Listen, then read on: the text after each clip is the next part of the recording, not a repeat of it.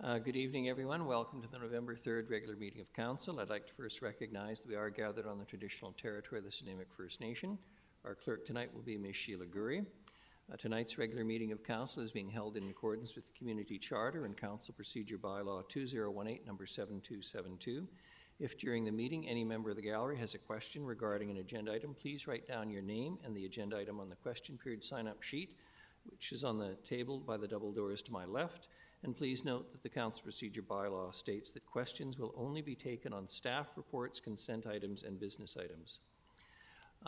Given the numbers in the audience tonight, I'm going to provide a bit of a guide, if you will.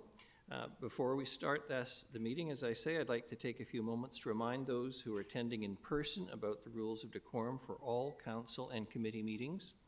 A meeting of council is intended to be a place where democracy can freely take place in a respectful and safe manner.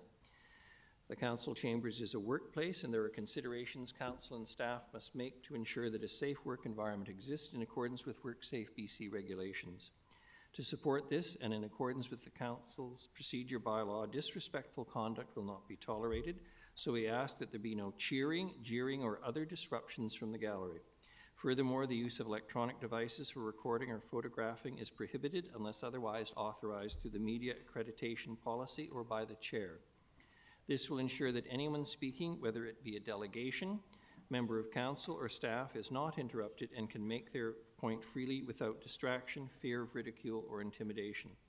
That said, there may be moments during certain presentations or recognitions where clapping or expressions of appreciation are welcomed. I'll indicate when those moments are appropriate. In instances where a speaker is being inappropriate or has exceeded their time limit, their microphone will be cut off. Similarly, if there are disruptions by any person in the gallery, they will be asked to stop, and if they do not comply, they may be asked to leave as permitted under Section 133 of the Community Charter. If necessary, council may call a recess in order to reset the environment of the council chambers. It is our belief that if everyone is respectful of these basic considerations, this meeting and future meetings will be more effective in furthering the business of the City of Nanaimo. The first item on the agenda is the introduction of late items. Ms. Gurry, please. We have several. Thank you, Worship, and good evening, Council. For late items this evening, we have item 8A, 2025 Canadian Public Works Association Award. We're adding Taryn Scollard, President of Public Works Association of BC. She will be in attendance to speak to the CPWA Award. For agenda item 13A, Temporary Use Permit Application, we're adding a delegation from Marianne Stoltz, Capital Asset Group. For item 16A, Councillor Manley Notice of Motion, we're replacing the Notice of Motion with revised wording, and that is for the amendment to zoning bylaw number 4500. For agenda item 16C, we're adding a Notice of Motion from Councillor Hemmons regarding data centers. And for Notice of Motion 16D from Councillor Hemmons, another Notice of Motion regarding the Colwood primary care model. And that's it, Your Worship. Thank you very much. Motion for adoption of the agenda is amended. Moved Councillor Perino, seconded Councillor Thorpe. All those in favour? Any opposed? None. Motion for adoption of the minutes is circulated. Moved Councillor Eastmere, seconded Councillor Perino. All those in favour? Any opposed? None. Mayor's report. I have a few items tonight.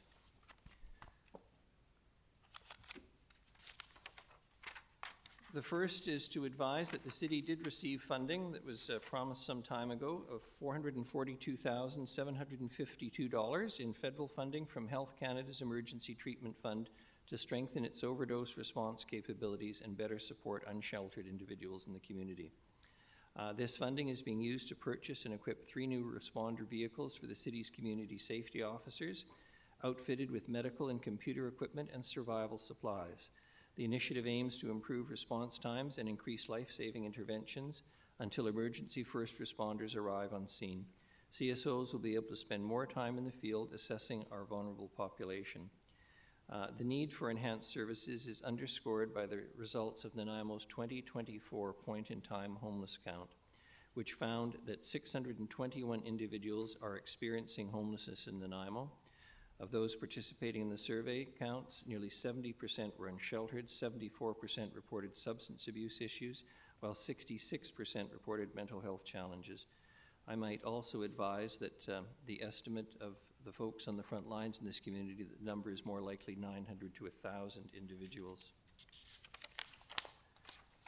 I'm also delighted to advise that Brian Cornborough has received the Patron of the City Award. From 1990 and continuing through to today, Brian Cornborough has been an extremely active volunteer in Nanaimo. In recognition of his 35 years of service to our community, Nanaimo City Council voted unanimously on Monday, October 20th at the in-camera council meeting to award Mr. Cornborough with the Patron of the City Award. The Patron Companion of the City Award honors an individual or a group for their extraordinary contributions to Nanaimo's community through selfless volunteerism and or through outstanding achievements. Mr. Cornborough is the 10th recipient of the award and began volunteering with the Nanaimo Cancer Society, the Salvation Army Christmas Kettle Campaign. He's been actively involved with the Nanaimo District Youth Soccer, the Nanaimo Lions Club, the Nanaimo Citizens on Patrol Society, the Van Crowell Exhibition Boards and Security Team, the Nanaimo Miners Safe Ball, and the Crime Stoppers Central Vancouver Island, where he currently serves as president. He is also vice president of the Crime Stoppers of BC Board. He is a most worthy recipient, and I'm delighted to confirm his appointment. And finally, the city is seeking new members for Art and Public Spaces Working Group. That's for 2026 to 2028. The working group consists of up to 5 individuals who are appointed by City Council to serve as knowledgeable volunteers for a 2-year term, helping to advance the city's public art program. Applicants will be considered for their demonstrated knowledge and experience in the field of public art and creative placemaking. So for those of you who are interested, please apply. To be eligible, you must reside or work in Nanaimo or the regional district and have demonstrated experience in aspects of visual art. Applicants may represent a variety of professions with expertise in public art, including artists, arts administrators, art historians, art conservators, educators, curators, landscape architects, design professionals, architects, Indigenous cultural knowledge keepers. And the deadline is January 25th, 2026 at 11:59 p.m. And for information and details on how to apply, visit the city's website, please. That's it for the mayor's report. I have a number of items to rise and report on from other meetings. Firstly, during the October 20th, 2025 in-camera council meeting, council appointed Ian McLeod to the Board of Variance for a 3-year term, commencing on October 20th and ending October 20th, 2028, until a successor is appointed. Congratulations and thanks to Mr. McLeod for taking this on. It is not a remunerative position, it is volunteer work and it's important.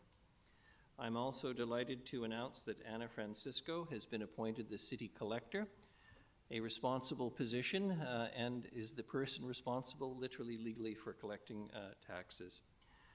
And finally, I'm delighted to announce that Council has appointed Councillor Aaron Hemmons as the representative to the Van Crowell Regional Library Board. Councillor Hemmons has just finished a couple of years as the chair of VRL, which is a pretty demanding position. I think there's 38 members on the VRL board. So for those of you who've ever parented or taught in a classroom, try and imagine 38 adults who all think they're the gift to the world. Just joking. And I'm delighted to advise also that Councillor Hilary Eastmere has been appointed as the alternate. And Councillor Hemmons wished to say something, please.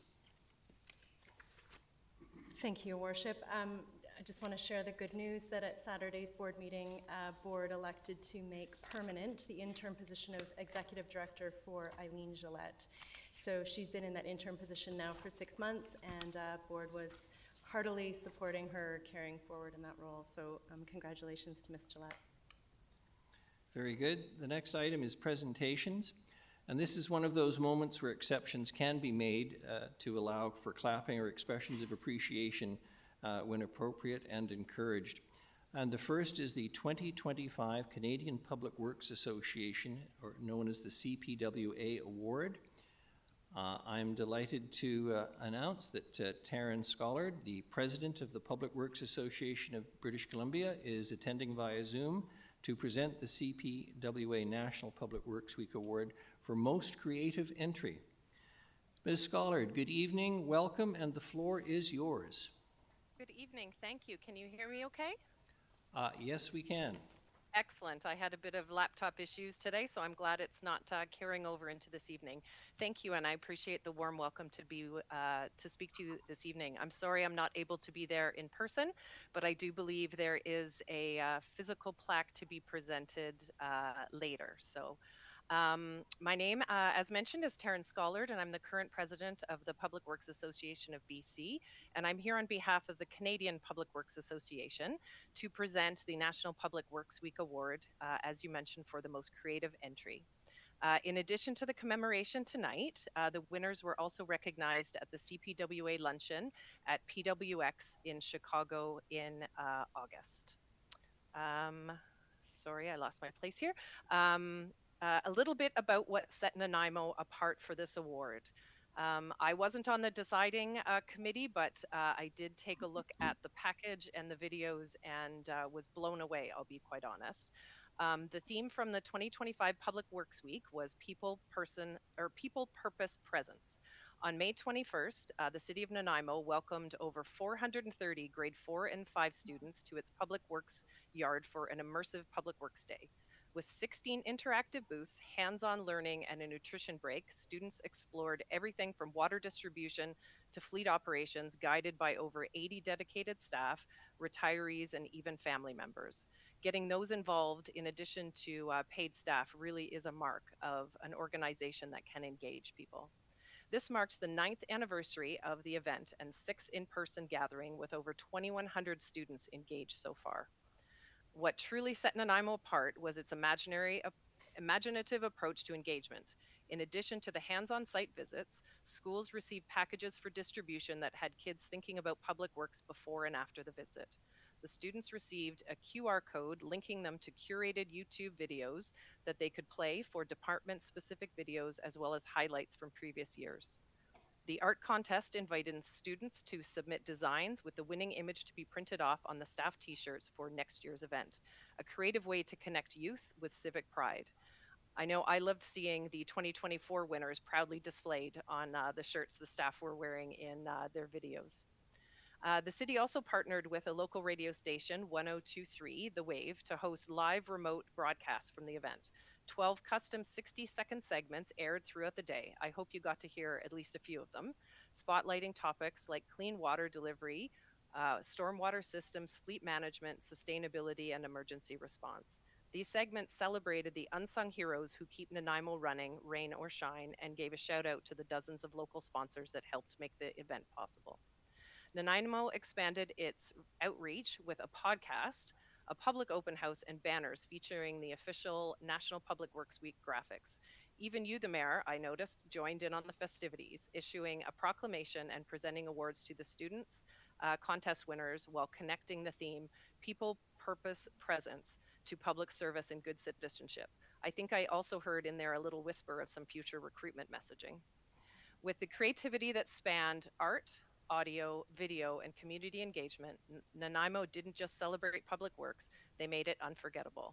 So I would just like to congratulate the City of Nanaimo for winning this year's Canadian Public Works National Public Works Week Most Creative Event Award.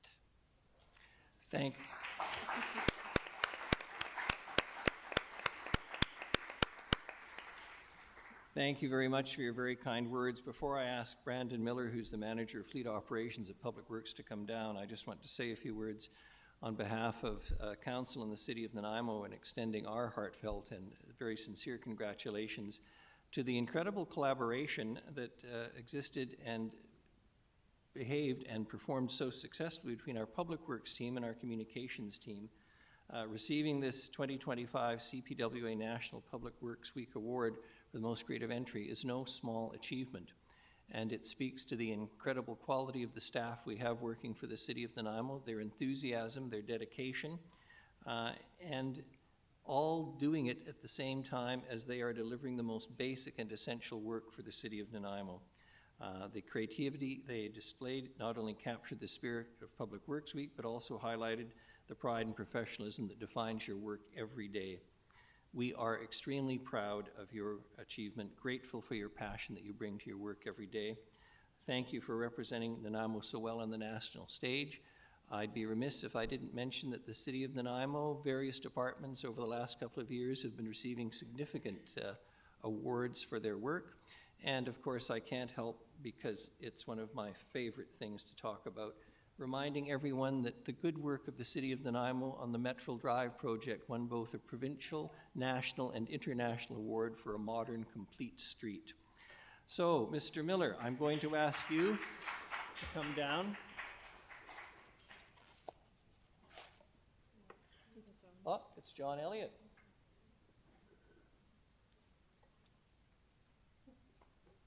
You don't look like Brandon. As head of communications, I think that's only appropriate. I must tell you while I'm here, and I can't resist saying this, he succeeded me as a gas jockey to Chevrolet Hartsville. Went on to become a brilliant engineer, and this year is celebrating 45 years of service with the City of Nanaimo. Wow.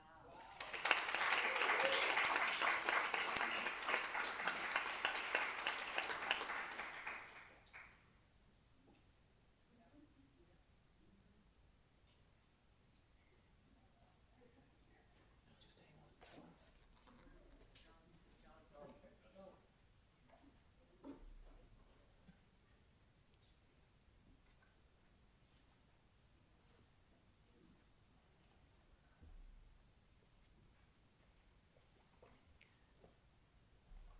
And the next presentation is the BC Municipal Safety Association 2025 Safety Improvement Award. Mr. Weatherby, get ready. Your Worship, if I may. The BC Municipal Safety Association recognizes local governments with the Safety Improvement Award when they have undertaken activities to improve their overall safety performance with respect to injuries, occupational illness, and claims. The City of Nanaimo was honored with this award at the recent joint conference of the BC Municipal Safety Association and the Public Works Association of BC for demonstrating a notable example of leadership, dedication, and hard work in creating a safer and healthier workplace, helping injured employees recover and return to work, and reducing the costs of claims. And our Occupational Health and Safety Manager, Sheldon Weatherby, accepted the award on behalf of the city, and he's joined us tonight. Thank you very much, Mr. Van Horn. Before I get Sheldon to come down, I just want to recognize him for his outstanding achievement. It's an honor, again, to his dedication, his hard work, and the positive impact he's made in the city. On behalf of council, we are delighted to have you receive this award tonight here in a public place, and delighted to have so many of the public here who might not otherwise normally be here except for other reasons on the agenda. But they will have an opportunity to see, as I said earlier in the earlier presentation, we have an extraordinary group of people working for the city. They bring honor to us day after day, and quite frequently achieve the heights of their work and their profession by getting these kinds of awards. So, Mr. Weatherby, Mr. Van Horn, if you will join me in the middle.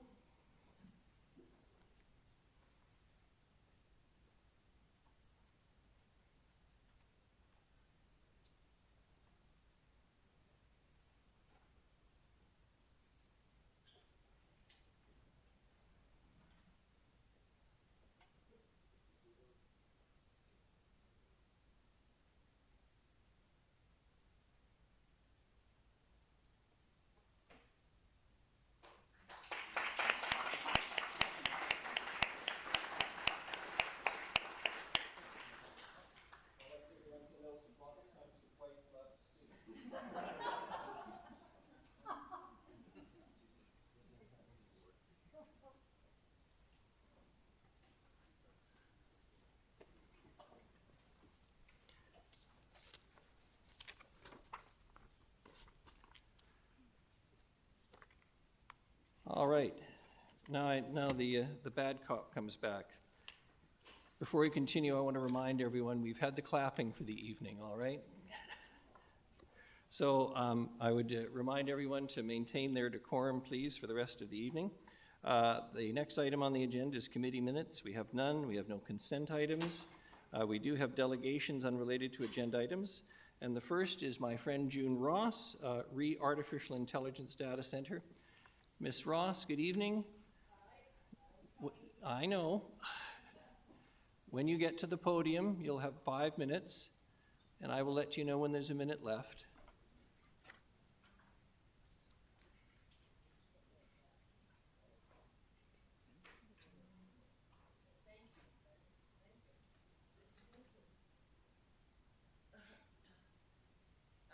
All this help, my gosh, not used to that. Pardon? No, it's okay, I'm gonna sit in the chair, I think. I don't wanna sit back on that. And if you can, just tip the mic down to mouth level so everyone can hear you. Yep. And let me know when you're ready. So good Hey, if you evening could- to all sorry, of you. so if you can just introduce yourself for the record and we'll I will start. do Thank that. you. I will do that. I know the route. So greetings to all of you and thank you so much for allowing me to be here. My name is June Ross and I reside at Unit 53400 Rock City Road. And I'm here on behalf of Vancouver Island Water Watch Coalition. We are here because of an article that appeared on the CBC website concerning a data center being built in Nanaimo. Thank you to the CBC for the article, and thank you to our astute citizen, Catherine Barnwell, who flagged this for us. Now we're here to tell you you must not proceed with this rezone and allowing this company to come into our midst. We have no idea either if any of you have done the research into the needs of these centers, particularly one the size of that being built here. Have you done any research?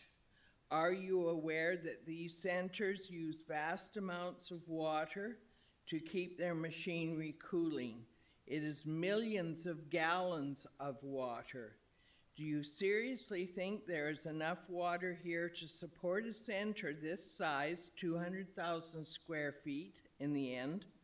The residents of Gabriola, who we currently send 10 million liters of water to in the summer months, and a population that has exploded to probably over 110,000 here in Nanaimo, and the water that Harmac draws.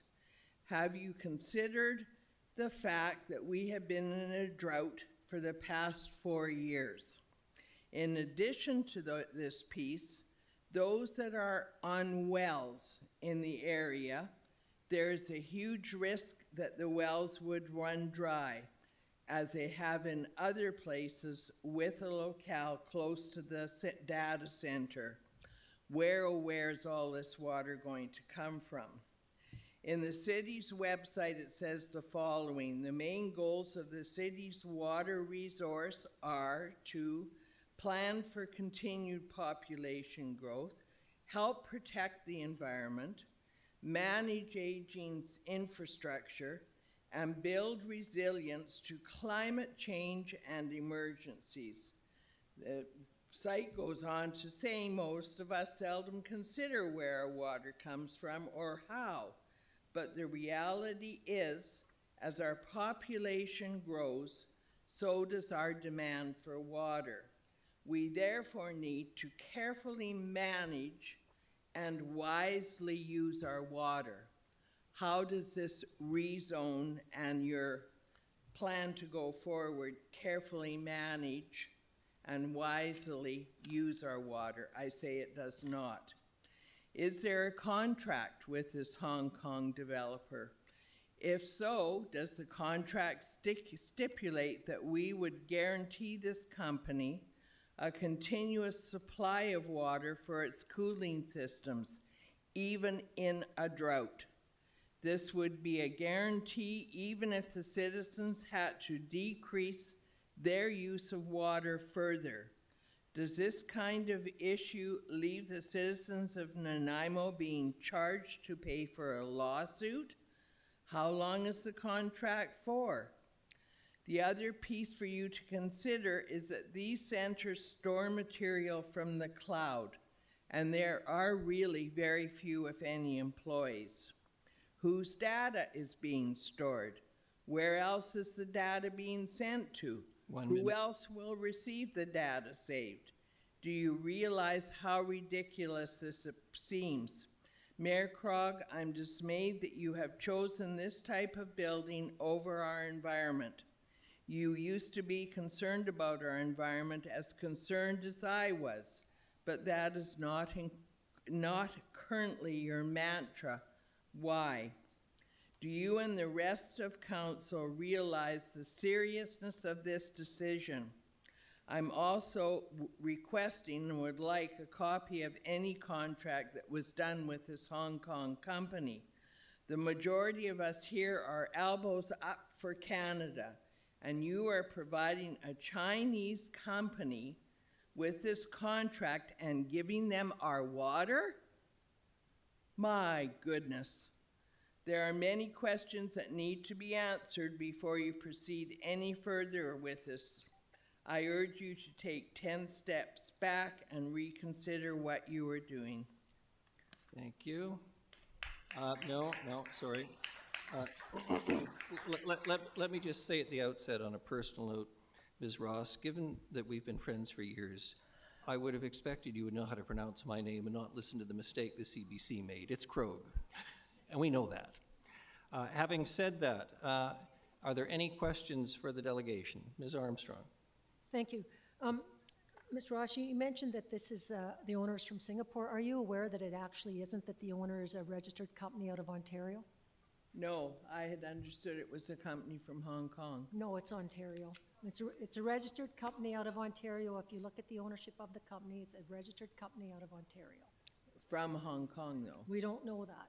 Yeah, well, I think there are people who have checked that out, and they say that that's what it is. Yeah, and just one other comment that I wanted to make. I know you've talked about us stopping the rezoning, but I will just, if I may ask staff this, Your Worship. We've already been through this, and the bylaw has been adopted, so there's nothing council can do now at this point to stop this. Can I ask for confirmation from staff? Mr. Lindsay. That's absolutely correct, Your Worship. The subject property had a site-specific rezoning application for data center that was approved in 2023, so just about 2 years ago now, so that's been approved. The application is continuing to work its way through the development approvals. It's currently sitting with staff for a development permit, and the next stop would be building permit, but there's no further discretionary approvals that come before council. That was done in 2023. It is site-specific, so the zoning bylaw does not allow this citywide. It's on one site-by-site application, and this is the only site that we have right now in the city that's zoned for this use. Ms. Ross, given your extensive knowledge about water in the community, you had mentioned wells running dry as a result of the data center? Yes, anybody who had wells that was close to where the data center was situated, wells ran dry. And I understand that, but you are aware, of course, in your position that the city gets its water supply from the water that's stored behind its 2 dams and has nothing to do with the aquifer. I'm not talking about an aquifer. I'm talking about where there are properties out on that Wellington Road area. There are numbers of people there that are on wells. But the water supply for the project does not come from wells. Let's just be clear here. I think it's important. I never said it did. I said it would run them dry, though, if it did. So, and how do you know that? Because their water supply does not come from the wells. The water supply for the data center, I don't wish to get into an argument, will come from the city's water supply if in fact the project proceeds. Are there other questions for the delegation? No? If not, thank you very much. I have a couple of questions for staff. I look to Mr. Sims or Mr. Holm who can answer. It's in the development permit process. It doesn't come back to council, but there are discussions respecting the amount of water involved. Perhaps you could advise council what the projection is in terms of water use. Yes, to your worship's question.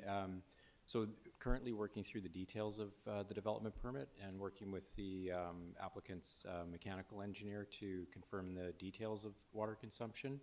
At this point, we can say, and to secure the limits of water consumption, but at this point, it's fair to say that it would be equivalent to a small apartment building, roughly, on an average daily basis. So not, just relative to other uses. I think Mr. Sims could provide an idea of that relative to other uses in the city, but that's generally around the scale and working to secure the details with the applicant's mechanical engineer. Mr. Sims? Thanks, Your Worship. I think, as Mr. Holm indicated, what we know from the applicant's mechanical engineer is that they expect between 55 and 70 cubic meters a day of water consumption. Another way of saying that is 55,000 to 70,000 liters. That would be roughly, as Mr. Holm indicated, about a 35-unit apartment building, a multifamily residential. It would be about the same as consumed by BC Ferries at Horseshoe Bay, or pardon me, Departure Bay. It'd be similar to car wash, that kind of order of magnitude. The city has fill stations that we charge the public to come in and fill up their tanker trucks or even their personal tanks as a means of supporting outlying communities. And that's in the 272,000 liters per day versus this 70,000. So significantly more than would be consumed by this data center. We deliver 13 billion liters of water a year. That's a big number, which breaks down to about 36 million liters of water a day. And this, compared to would be about 77,000, so about 0.2% of the water consumed in the city in a day is what we understand will be consumed by this address. Thank you. Councillor Manley. Thank you. Yeah, I just have a few questions for staff as well. So are they using a closed loop system at all, or is this all just water that's flushing straight through? Through Your Worship, our understanding is it would be a closed loop system. Of course, it's not sealed. There's still water that flows through, but they're using an efficient water system as proposed. And obviously, Mr. Sims had referenced properties in the city are metered, so we're able to confirm and identify how much water is being used. And are there any guarantees about how much water will be used? Like if they increase water use at a later date, do we have any checks and balances on how we do this? This is what we're working through right now through the development permit to secure the water consumption for the facility. And the other concern that people have is about hydro uses. That's, I understand, a BC Hydro issue, but do we know anything about the amount of electrical power that this data center needs? I think Mr. Lindsay probably has the latest on that through conversations with Hydro, but that really it is, as you've stated through Your Worship to Councillor Manley's question, it is a matter of Hydro to confirm and whether or not they have the capacity. Mr. Lindsay might want to add further, I'm not sure. Mr. Lindsay, please. Your Worship, nothing really further in terms of details, but just like we mentioned 2 years ago when this application was before council, it's really between the applicant on any project, not just the data center, any project, and BC Hydro to determine if there's sufficient capacity in the system, and if there's not, what upgrades need to be done. So those negotiations would occur with BC Hydro. I also think it's fair to mention that recently we've heard some announcements from the province around restrictions on data consumption for data centers, for AI centers, and some further restrictions around cryptocurrency. So the province regulates that, but it's with BC Hydro. It's not with the city. And just a couple more questions, if I may. The city hasn't provided any incentives for this. The city's not involved in this project at all. We're not storing data there. It's basically a business that's come to town that's seeking zoning and a development permit. Through your worship, yeah, that's correct. It's not, there's no contractual arrangement between the city and the company. We're going through a development approval review process for a business proposal. So when Ms. Ross was talking about a contract, there is no special contract on this except for the development permit, and there are specifications within that permit for water use, et cetera. That's right. Through your worship, that's correct. Okay, thank you. Thank you. Councillor Armstrong. Thank you. I did some research on this, and especially after Manitoba Premier came out on Friday saying they really want to see many, many more data centers in their province. And he referred to a report done by Jim Basili on that. And then I did the research for Canada, who just invested $2.4 billion into data centers, which I find interesting. But in their report, they talked about using groundwater. Has that been looked at all by this company, or is it viable in this particular case? Through your worship to Councillor Armstrong, I think as Mr. Sims referenced, they would use the city's water supply and distribution system, which isn't groundwater sourced. So would not impact the local aquifer through just supplying water, as Mr. Sims mentioned, through the existing reservoirs and dammed water sources and through the distribution system. Thank you. And just for people's knowledge, because I heard a lot of people think that they were going to get like a certain amount of water. It's a user rate system, so they will pay for the amount of water that they use. It's not like just at a standard rate. They pay just like you or I do for the amount we use. Thank you. Thank you. Councillor Gusselbrook. Thanks, Mayor, through you. So just with the consumption of water, do we have from the engineer the exact number of how much water it will consume, this one to this point? And combine that just to also too in the responses, the first phase, a 900 square foot build out. Because I know it's been there's a number of 193,000 square feet, the full build out, which is like I think double the size of Costco. But the first phase was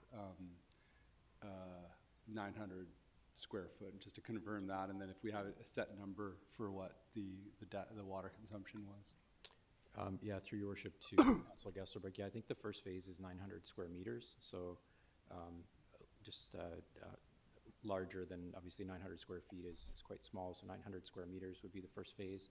And with respect to the water consumption, what we understand, it's a range of roughly average daily from 55 to around close to 70 cubic meters per day, as Mr. Sims mentioned earlier. We're just working to confirm that number, but it's a range. So at full build out, that's full build out.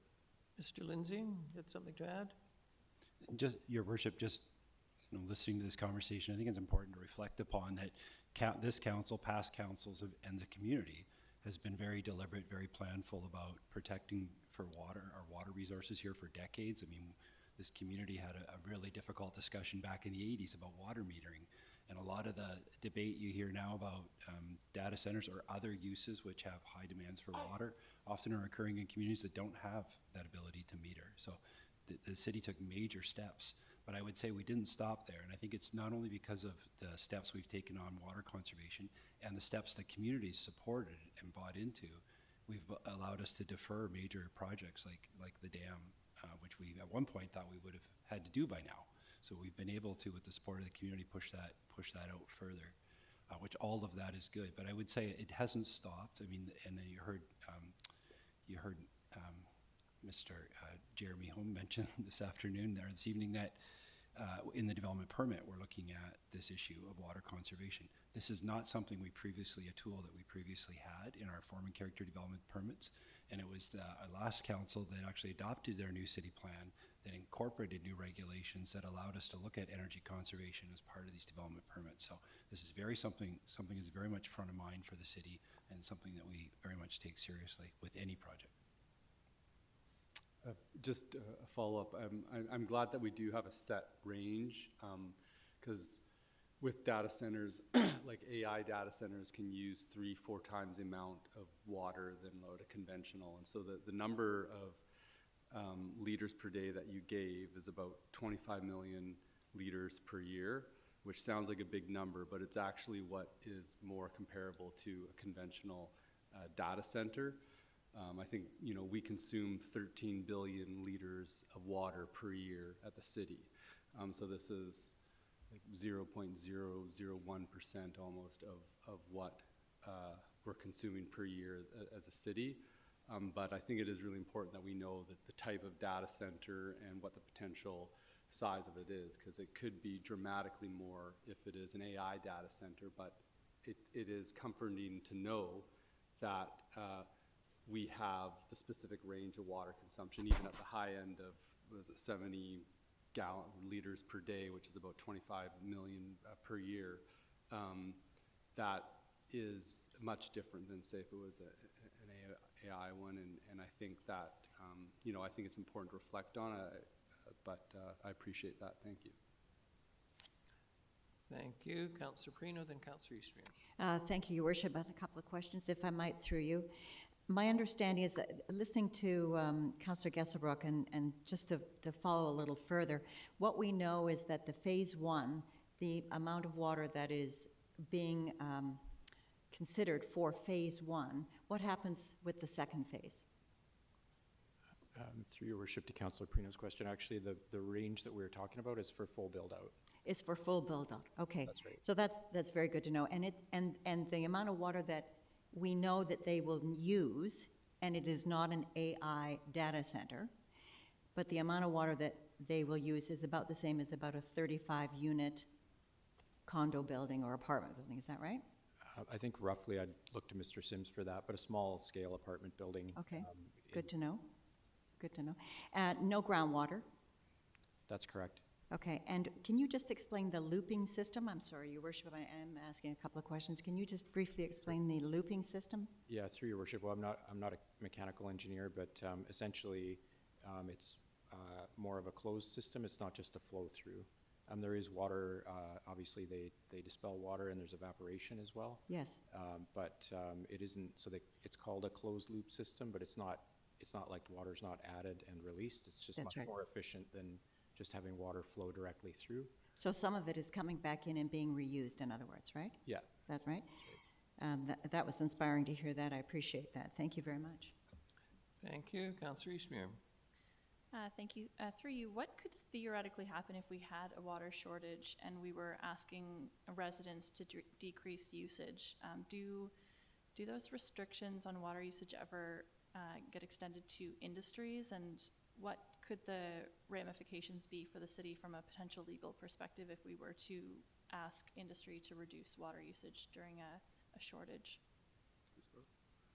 Through Your Worship, to Councillor Eastmuir, you know, our current bylaws around water use talk about no outdoor watering as sort of the worst case scenario. We say that's a level 4 or a stage 4 water restriction, and when we're at that level, we would be yes, asking everyone, in fact, to cut back on discretionary use where possible. But the bylaws as they are now do not impinge too deeply on any business that consumes water, just because the economic viability of various businesses that rely on water is, we want to be careful not to impinge on that. But I will say, as Mr. Lindsay hinted, our water use has been declining year over year for the last 15 or more years. And this has built in tremendous resilience into our water system. And we're sort of consistently looking and making sure that our dams and reservoirs are sufficient. And as Mr. Lindsay said, when I was early days at the city, we thought we would have to replace the dam in the year 2020. And it's purely through conservation and this declining water use that we've built tremendous capacity. I think the residents of Nanaimo and the businesses of Nanaimo deserve an awful lot of credit for that, because they've bought into this idea, as Mr. Lindsay said, that our water resource is very important, our environmental values are very important to us, And we don't believe that we live in this abundant rainforest that just keeps dropping water on us. We recognize the summertime droughts. Because our system is structured the way it is, because we receive our water from the wetter parts of the island back in the mountains, we have a very robust water supply and great deal of confidence. The amount of water we're consuming today on an average basis is about the same we consumed in the mid-1990s when I was a lot younger.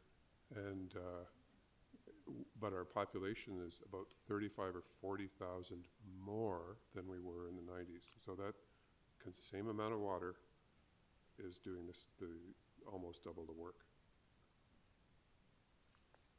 Thank you. Councillor Thorpe. Thank you very much, Your Worship. Through you, if I may, I supported this project at the rezoning stage, and I'm not afraid to say that I still support it. We have had a number of emails to council asking questions regarding this, and people obviously are concerned and interested, and I applaud that. I think some of the concerns hopefully have been addressed by staff tonight, and I hope that some of the misinformation that is out there has been corrected. There is one question that has not been answered, though, and I'm going to put this to staff and put Mr. Lindsay on the spot, and that is one of the emails we had asked, is this project going to be a Chinese police spying center? Could you possibly address that, Mr. Lindsay? Well, I think, Your Worship, I think that was answered a little bit earlier, but I think really the answer is that staff do not, when applications come forward, we base them on the land use, not who the owner is of the property, but and I would probably refer to the federal government and the RCMP before I started making statements about spying of Chinese assets in Nanaimo, but certainly the city has not been involved in any contracts or any negotiations with foreign parties as a result of this application. Thank you, Mr. Lindsay. And of course, I was being a little bit facetious there, but I think it speaks to some of the misinformation or the fear that is out there, which I hope has been allayed tonight, because I still think that this is a worthwhile project for our city. Thank you. Thank you. And if I just have a couple more questions for Mr. Holm. As part and parcel of rezoning, there are a number of covenants required that are registered against the property. And if you could just outline in general terms those that relate to trees and also to, I believe there's a watered area on the property itself. If you could answer that, please. Thank you. Yes, through Your Worship, through the rezoning, and it was identified that, as you mentioned, tree protection requirements would be covenanted on the property, as well as protection of environmentally sensitive areas on the property. There's also a covenant condition in the covenant that deals with sound attenuation, noise control as well. So a number of environmental issues that are addressed through covenant, as well as potential nuisance impact, as well dealing through the development permit on the water conservation side as well. So. Thank you very much. Thank you to Ms. Ross for coming tonight. Thank you to everyone for attending. I hope it's been a valuable experience for everyone who's interested in this issue. And as Councillor Thorpe pointed out, hopefully some of the misinformation that has been circulating in the community will be dispelled, and that people will be able to approach and understand what has happened to date. The next delegation is Holden Southward, re the city's fiscal responsibility.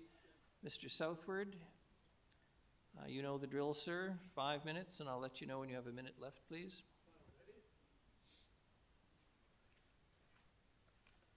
So I guess I'll sit down this time. Oh, I like standing. I like standing up because I feel kind of important, you know. So that's okay. I'm fine. Anyway, so seems that like I'm not talking about anybody here. This is small potatoes compared to provincial, federal governments, especially in Western society. If you can just introduce yourself for the record. Oh, please. My name is Holden Southward. Thank you. I'm from the Nanaimo. Okay, so it seems that in the past decades, going into debt especially when it comes to government, seems to be going into bigger and bigger fashion.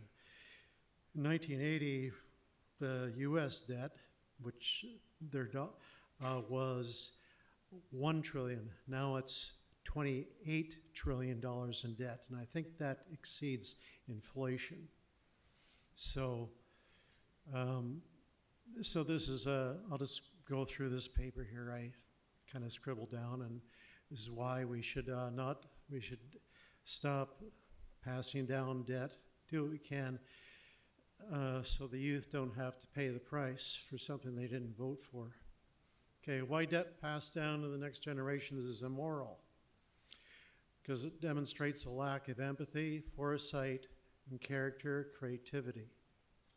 Debt passed down often shows not real leadership, but submission to those whom are well established in pet projects for special interest. These projects are often overbuilt and no expenses sacrificed. Being moral is supposed to be an action word, and even knowing may have some value for others or the community. Without morality, values are forgotten and atrophy over time.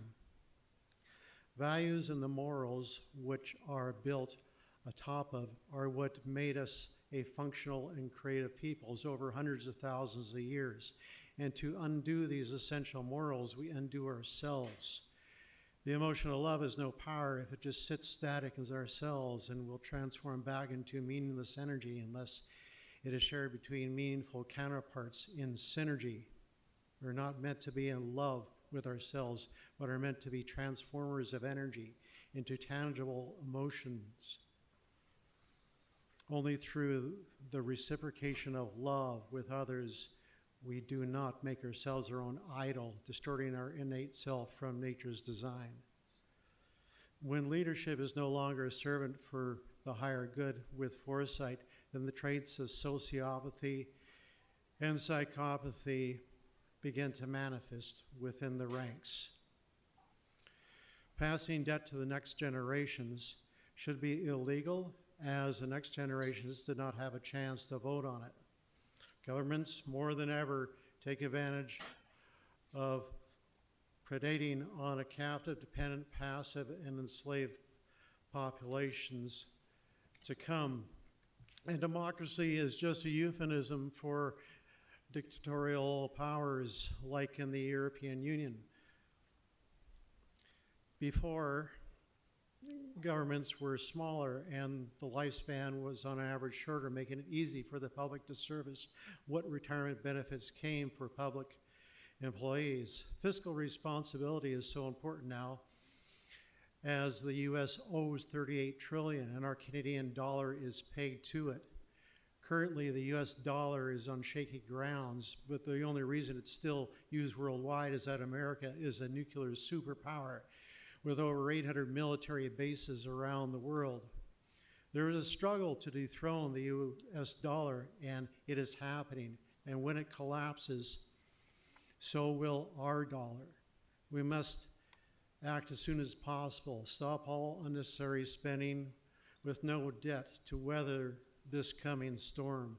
Governments will no doubt cannibalize the helpless citizens to continue as they are. What? 1 minute. Okay. We will also lose all our freedoms, and the World Economics Forum's dream, where we will own nothing and be happy, will come close to reality. If the U.S. does not keep on creating wars on behalf of the military-industrial complex, it will hamper them on serving their debt. This debt is passed down to the next generations, and that is a double sin. The bigger the debt bill is, the more paralyzing it is us to focus, to act morally, and to have the time to develop our talents and properly educate our youth to begin a new world where we will not be tenants in our own land, a romantic world where people are excited to live rather than just eating and making poops. We must put our youth first and refrain from the further balkanization of our country and teach self-reliance is freedom, debt is slavery. If you could wrap up, please. Your 5 minutes are up. Okay. Well, thank you for having me, council members. And am I supposed to call you worship? In a public place, your worship or Mr. Mayor is the polite thing to do, yes, just as I don't refer to my friends like June Ross by their first name when they come here. Okay. That means Thank you. just sign this stuff. Any questions for the delegation? Not seeing any. Mr. Questions? Southward? It's just, yeah. Okay, thank you. Thank you. The next is item 12, administrative reports, general election bylaw housekeeping amendments. Ms. Gurry, please. Thank you, Worship. So in preparation for the next general local election, which will be held on October 17th, 2026, staff and legislative services have already begun to prepare our preliminary planning. One of the first things that needs to be done is a review of the general election bylaw, and this is to ensure the bylaw is consistent with any provincial legislation changes that might have occurred since the last election and consider any housekeeping amendments. So we did do a comprehensive review of our bylaw, and there is no significant changes that we are proposing. There are some housekeeping amendments that will assist in clarifying some definitions and remove some procedures that are no longer applicable. So the rationale for each of those changes is outlined below, and the copy of the bylaw showing the strike-through of the changes is also attached for your convenience. I can go through each of the changes or I can answer any questions that you might have. I think I'll just answer any questions that you might have rather than going through them all. So I'm happy to answer anything. Thank you very much. Any questions for Ms. Gurry?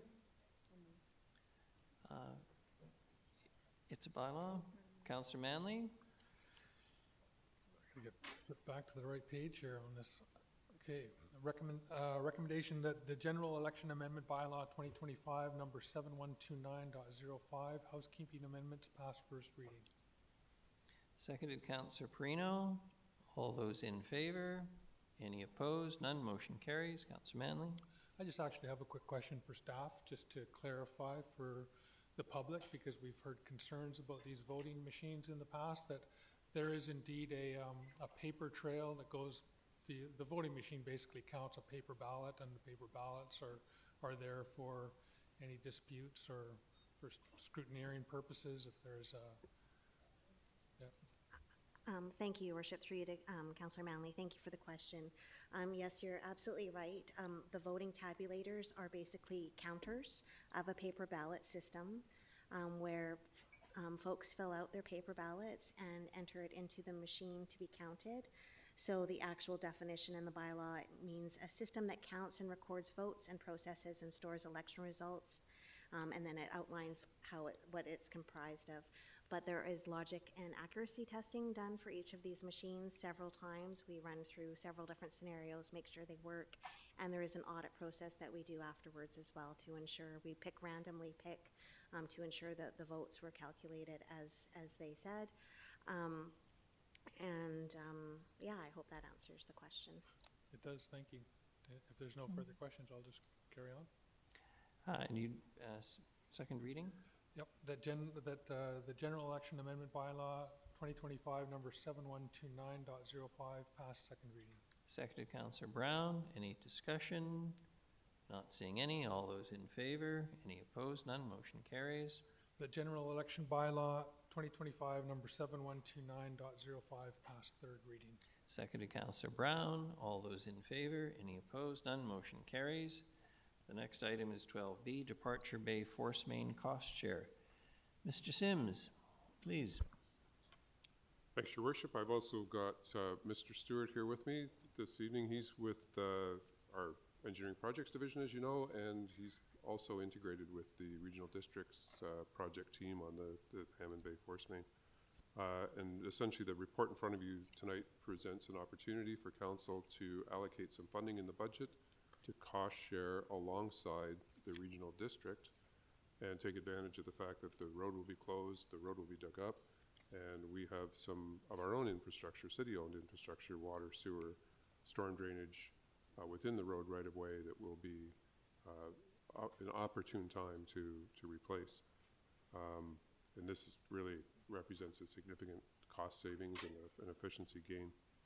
So, Your Worship, we're asking Council to allocate $19 million in the 5-year plan for 4 of those 5 years. This is a little under $5 million a year on an average, which is pretty standard for infrastructure upgrades. Just wanted to make clear, as the report does, that there's no active transportation infrastructure included in this amount. There's some money to repave some of the roads. We certainly need to rebuild or rehabilitate the road, but the duration of construction is such that it will allow some time for staff to engage with the public and look at options. What can we do to return the road to a better state in the future, and perhaps we can come back with some additional budget numbers a year or two down the road. Thanks, Your Worship. We're here for any questions. Thank you very much. Councillor Himmons. Thank you, Your Worship. Through you to staff, a question regarding the financial implications in the report. It notes that in order to enter into the cost share agreement, we're basically going to have to push one project out of the budget. Is that going to be, will that be the full amount that we're required to do this project? So no additional taxation? And second question, if that's true, what is the risk of pushing out that project? Thank you. Thanks, Your Worship. That's a very good question. Phil, do you want to take that, or do you? Mr. Stewart, good evening. Welcome. Thank you, Mr. Mayor. Yeah, through you to Councillor Hemmons. Yeah, so we have been anticipating this project coming for quite some time. So we've been planning and looking at our projects and what makes sense and that type of thing. And so we kind of, when we were looking at how to fund it, we kind of picked the lowest risk project to push it out to make room for this one, and then kind of looked at the infrastructure and the lifespan and decided it was no appropriate risk to take. An appropriate risk, that satisfies me. Thank you. Seeing no others on the speaker list, I'll move the recommendation if you're ready for that. Yes, seconded Councillor Brown. Discussion on the motion. May I just say, Councillor Himmons? just very briefly, this seems like a lot of money to pop into the budget, $19 million, but I think this goes to show that collaboration and coordination with the RDN as they're doing their work is just going to increase our opportunities to do this work well right now, which we know we need. So I'm happy to support. Thank you. Thank you. Councillor Perino. Thank you, Your Worship. And just a comment, as this had been discussed before, this is a vital project. We just can't say no to this one. It has to be done to maintain the structure of the underground work, and it's what the city needs as it's growing. Is that correct? Absolutely. Like the pump station and force main for the regional district serves almost the entire city, and it's at capacity, and it's getting time. to that age, and it's time to replace that one. And as we're going through, all of the other infrastructure, it's the right time to do it. Yeah, it's not an option for us to say no to this one. So thank you so much. Thank you very much. I'm not seeing any further questions or comments. All those in favor and any opposed? None. Motion carries. Mr. Stewart, thank you. Mr. Sims. The next is Tourism Nanaimo Society Bylaws Amendments. Ms. Mercer, please. Good evening. Thank you, Your Worship. So the Tourism Nanaimo Society Board voted to make changes to the Society's bylaws at meetings on July 3rd and October 27th of this year. And these changes are highlighted in the report and in Attachment A. Per the bylaw, under Section 11.2 of the Society's bylaws, the bylaws cannot be altered or added to except by special resolution of the voting members approved by the City of Nanaimo. So as such, staff are here asking for council to approve the proposed amendments as outlined in the report. I'll be happy to try to answer any questions that you have. Thank you very much. Councillor Perino. Just to say, Your Worship, that I saw these changes as they were being made, agreed with everything. It was very much housekeeping and just some really cleaning up of the language. So I definitely approve of this as a member of the committee, and would like to put the motion on the floor, please. And seconded Councillor Brown. Do you wish to speak to it? No more. Councillor Himmons. Thank you, Your Worship. On the whole, I think this looks like a more representative board, and I want to thank Councillor Perino and Councillor Thorpe for sitting as our appointees on that board. I did check in with Councillor Perino ahead of and ensured that this aligns with her vision, and I'm happy to support. Thank you. Thank you. All those in favor? Any opposed? None. Motion carries. Thanks very much. The next is item 13, development permits, a temporary use permit application number TUP 27-2520 Bowen Road. And we have a delegation on this one. And that's Marion Stoltz, Capital Asset Group. Here to answer questions or Thank you. a few remarks, Ms. Stoltz? I Welcome. do. Good evening, Mayor and Council. Thank you for allowing me to speak. I'm going to be very brief because this is a relatively minor issue or agenda item.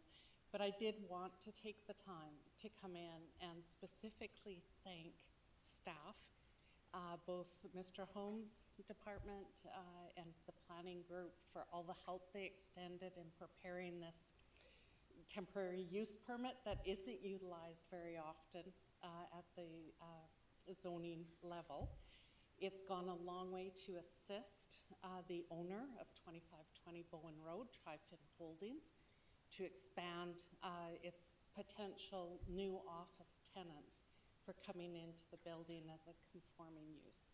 So this is purely to say thank you. The staff was exceptional to work with, very knowledgeable, and I appreciate their recommendation. So on behalf of the owner, thank you very much. Thank you very much. Any questions from Ms. Stoltz? Not seeing any.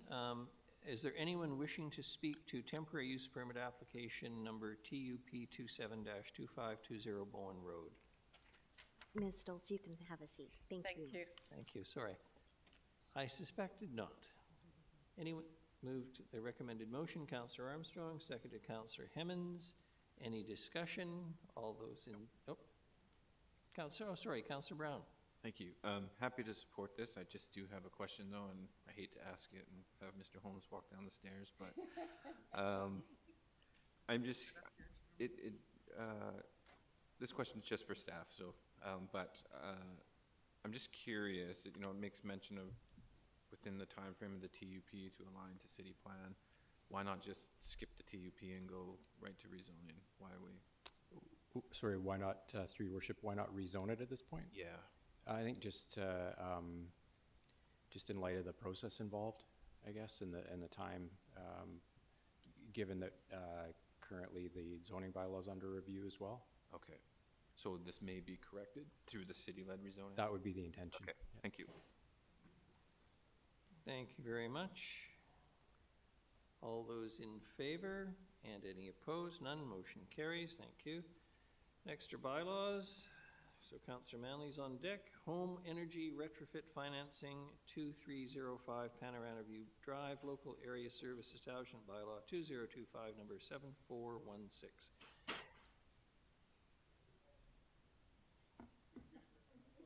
You still have to mention the motion. Okay, I move that Home Energy Retrofit Financing Local Area Service Establishment Bylaw 2025, number 7416 be adopted. And seconded Councillor Hemmens. All those in favor? Any opposed? None. Motion carries. All right, Councillor Manley, you can do all of B then. Okay, then there's no point in repeating ourselves, is there? That I move that Home Energy Retrofit Financing for 843 Athena Place Local Area Service Establishment Bylaw 2025, number 7420 be adopted. Seconded Councillor Thorpe. All those in favor? Any opposed? None. Motion carries. C. I move that Home Energy Retrofit Financing for 2548 Cosgrove Crescent Local Area Service Establishment Bylaw 2025, number 7432 be adopted. Seconded Councillor Perino. All those in favor? Any opposed? None. Motion carries. And I move that D, that Home Energy Retrofit Financing for 6160 Dover Road Local Area Service Establishment Bylaw 2025, number 7433 be adopted. Seconded Councillor Thorpe. All those in favor? Any opposed? None. Motion carries. The next item is correspondence from the Nanaimo BMX Association, a request for letter of support reapplication to host a Canada Cup BMX event on July 11th to 12th, 2026. Councillor Hemmens. Thank you, Your Worship. I'd like to move that the mayor issue a letter of support to the Nanaimo BMX Club as their request. And Councillor Perino is seconding. This is a good news story. and a great way to honor the late Marie Davidson, for whom the park is named. So, all those in favor? Any opposed? None. Motion carries. Thank you. We then have several notices of motion, which are notices of motion for the audience who's listening. These are notices of motion that will be heard at the next council meeting. The first is from Councillor Manley, re-amendment to zoning bylaw number 4500. The second is from Councillor Manley, a notice of motion re the use of noxious chemicals and creation of toxic dust. The third is a notice of motion from Councillor Hemmens, re data centers. And the fourth is a notice of motion from Councillor Hemmens, re the Colwood primary care model. So we will deal with those at the next council meeting. Other business, the first item A is consideration of deferred motion re home away from home in Nanaimo build. Note this was deferred from the October 20th, 2025 regular council meeting, and we do have a delegation tonight. I'm very happy to welcome two very familiar faces and leading lights in the philanthropic community, Mr. Dave Hammond and Mr. Don Hubbard. Gentlemen, good evening. Thank you, Your Worship, Council. We're really here just to answer any questions. This item came before you 2 weeks ago and was deferred to this meeting.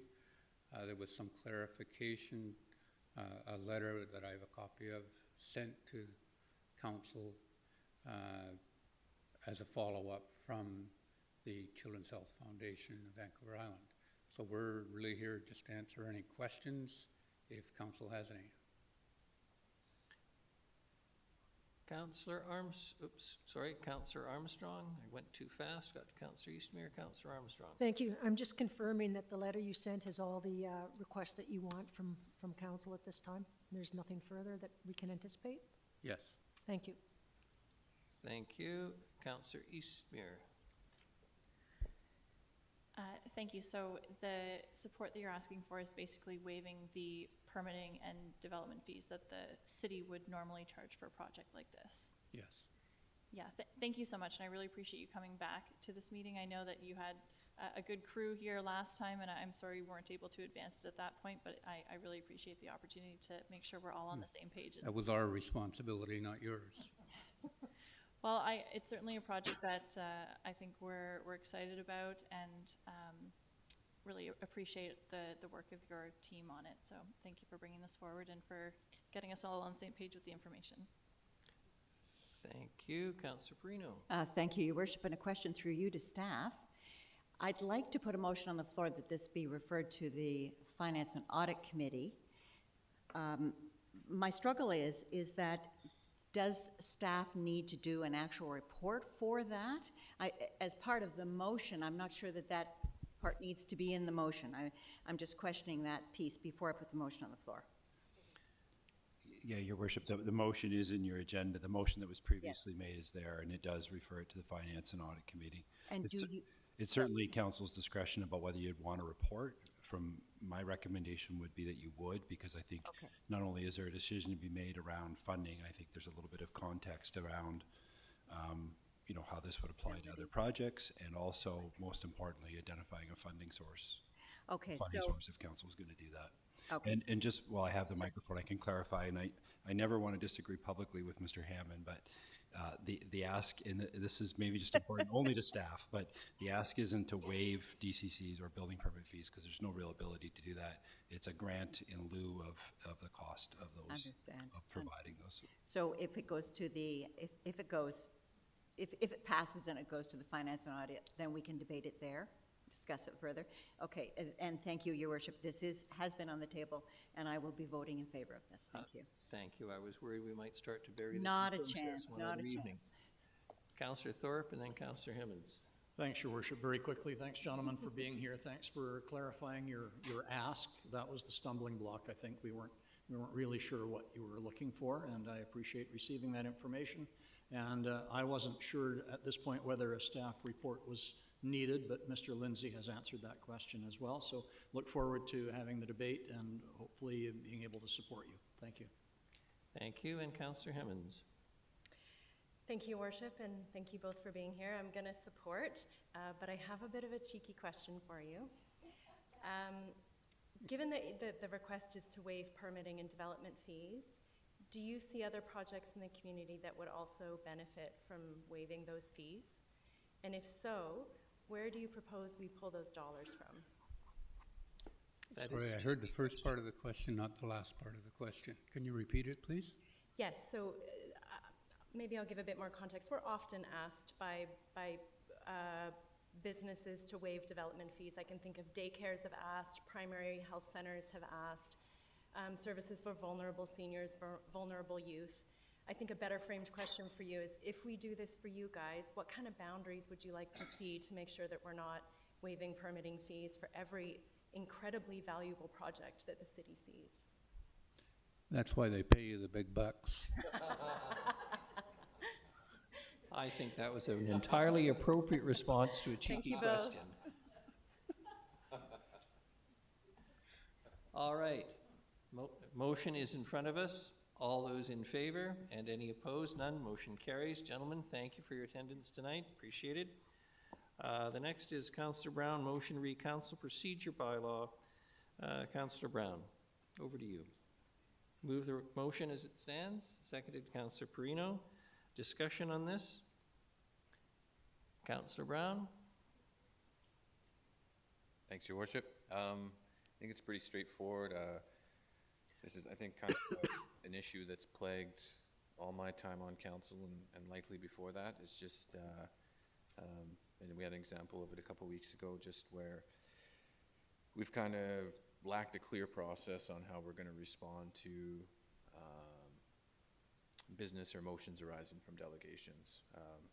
I think it's perfectly appropriate for motions to arise from delegations, but they're, you know, they have to be on topic, and that's the discretion of the chair.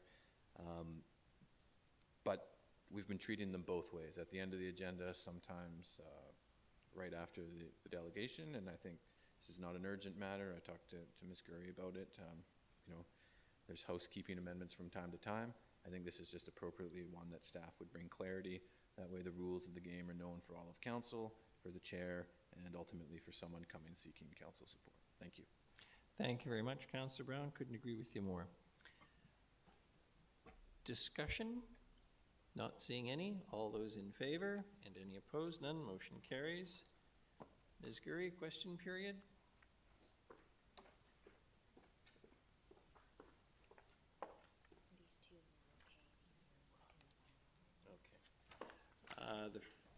Mr. Annesley, you've got two, 12A and 12C. Good evening, Mayor and Council. I just have a couple of questions for each one, so I'll try to be as quick as possible here.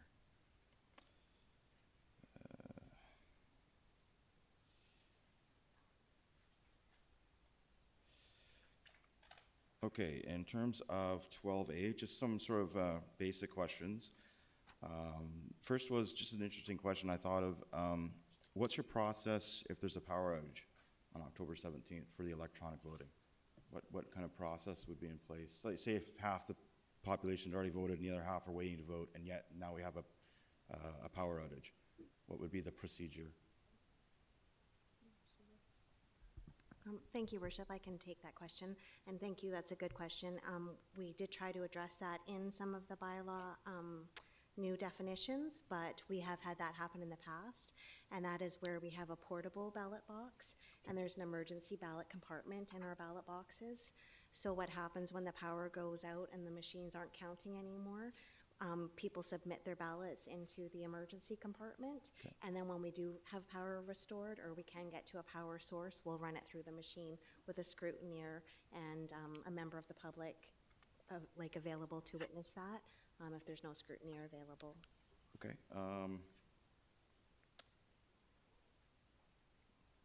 Okay, I'll ask a question on that then. How does the emergency ballot box compartment ensure voters are secure if a tabulator fails? I think you kind of just answered that, actually. Yeah, that it would, a scrutiny would be there. They Okay, are sealed awesome. Thank under you. scrutiny. Appreciate that. As with that, these are basic questions because I don't know, because you've changed the terminology. Will the results of the flash memory card be available for any kind of public auditing, or I don't know if there's any process for that? So, no, scrutineers are available, like are allowed to be there to observe that happening, and the tapes have to be submitted and stored for an audit purpose should Elections BC wish to audit it, but not the public. No public comment. Okay. And just one last question, because I recently found this out about, do we use Dominion machines?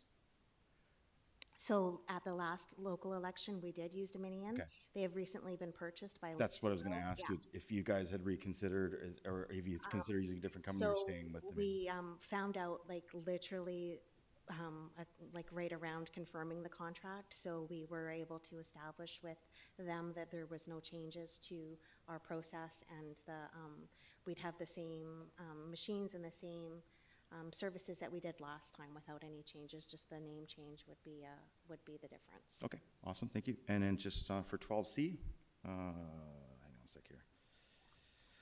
Well, first off, with 12C, can you just go through the thought process of why the NHA has been really sort of sidelined with this? They had 3 votes out of the 9 votes with the original board, which didn't give them the majority, but gave them quite a say, since they are the ones that collect the dollars for the MDTA. Why have they been largely shut out of this process? Now they have 1 vote out of 17. What was the reasoning behind restricting? Were they not capable of spending the funds, or what was the decision making behind that? Ms. Gurry, Mr. Lindsay? Just, Your Worship, just to clarify, I think the MRDT, the distribution of funds and council's decision to move that from NHA to the Tourism Board is very different than the discussions for you tonight in terms of the composition of the board. That decision was made by the board, and I don't think staff are really set up well to answer that question of why the board felt this was a better composition, but that's the recommendation that's come from the board, and that's what we're trying to enact within the bylaw. I just, I read a news article where I'm not sure if he's still the head of the board. He said that in many major municipalities, a group like the NHA has majority vote on how to use these funds, and that Nanaimo has chosen to take a different path. And I just wanted to know what was the decision making behind that. Basically, I think it's fair to say that Nanaimo is now consistent with virtually every other jurisdiction in the province, and I'm looking to Ms. Mercer. We were the outlier. Okay. That's correct, Your Worship. Most, the designated recipient of those funds is the city, and that is,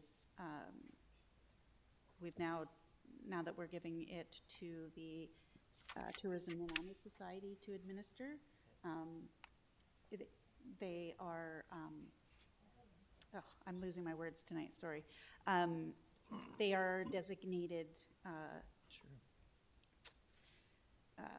tourism organization, and that is typically where the MRDT funds are distributed out of in other communities. We were an outlier with having a hospitality association administer those funds, so now we're in line with all the. Oh, okay. Okay, so he was maybe wrong in that article. I don't know. I'm not. Yeah, and so just to be clear, the hoteliers still hold 3 seats on the board. NHA has 1, and then we have there is 2 other hoteliers that sit on the board as well. So there's still 3 representatives from the motel group. The composition is just a little bit different. Okay, awesome. Thank you, guys.